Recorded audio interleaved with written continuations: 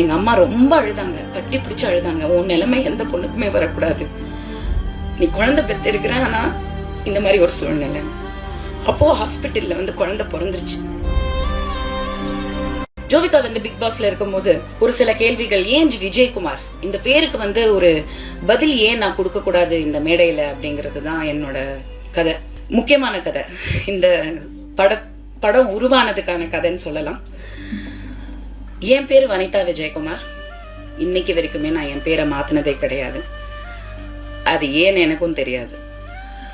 So எனக்கு வந்து வாழ்க்கையில வந்து நான் கல்யாணம் பண்ணேன். எனக்கு வந்து விஜய் ஸ்ரீஹரின்னு ஒரு பையன், ஒரு ஐ திங்க் 3 years அந்த மாதிரி இருக்கும் அவனுக்கு. ஸோ நிறைய பிரச்சனைகள் வாழ்க்கையில. அப்போ ஒரு சூழ்நிலை, அந்த சூழ்நிலையில பாத்தீங்கன்னா எனக்கு வந்து இங்க இருக்க முடியல. நான் எங்க போனாலும் எனக்கு பிரச்சனையா இருக்கு. சோ அப்பா அம்மா கிட்ட நான் வீட்டுல உட்காந்து பேசும்போது என் வீட்லயும் என்னால நிம்மதியா இருக்க முடியல. அப்போ எங்க அம்மா திடீர்னு சொன்னாங்க, நீ அமெரிக்காவுக்கு போயிடலாம் வா அப்படின்னாங்க.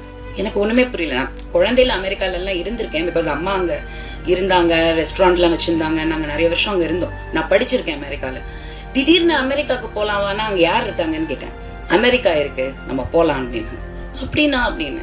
சோ அப்படி ஒரு சிச்சுவேஷன்ல எங்க அப்பா நான் நிம்மதியா அந்த குழந்தைய பெத்து எடுக்கணும் அப்படின்றதுக்காக, உடல் ரீதியா நான் சுகமா இருக்கணும், எனக்கு எந்த ஒரு காயங்களும் மனசு இதுவும் குழந்தை வயித்துல இருக்கும் போது இருக்கக்கூடாதுன்றதுக்காக அப்பா வந்து எனக்கு சப்போர்ட் பண்ணி, நானு என் பையன் ஸ்ரீஹரி அண்ட் வயித்துல என் குழந்தை 4 மாசம் குழந்தை 3 பேரும் ஃபிளைட் எடுத்து அமெரிக்காவுக்கு போயிட்டோம்.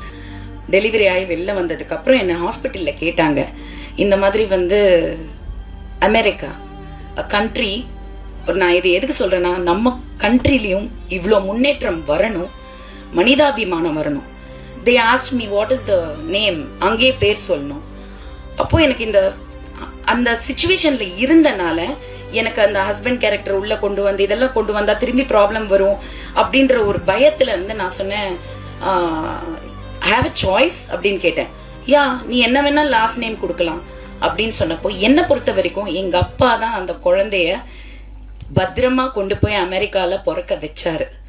சோ அந்த என் தகப்பனோட பேர் தான் என் குழந்தைக்கும் நான் கொடுக்கணும்னு நான் முடிவு பண்ணதுதான் ஜோவிகா விஜயகுமார். சோ பேசுறவங்க, கமெண்ட் பண்றவங்க எல்லாருக்குமே, she was born with the love of my father, her own grandfather. So Kareena கபூரையும் அமிதாப் பச்சனோட, அபிஷேக் பச்சனோட அவங்க பிள்ளைங்களே நீங்க வந்து ஏத்துக்கும் போது ஜோவிகா விஜயகுமாரை கண்டிப்பா நீங்க ஏத்துக்கணுங்கிறது நான் இதை சொல்லணும்னு நினைச்சேன்.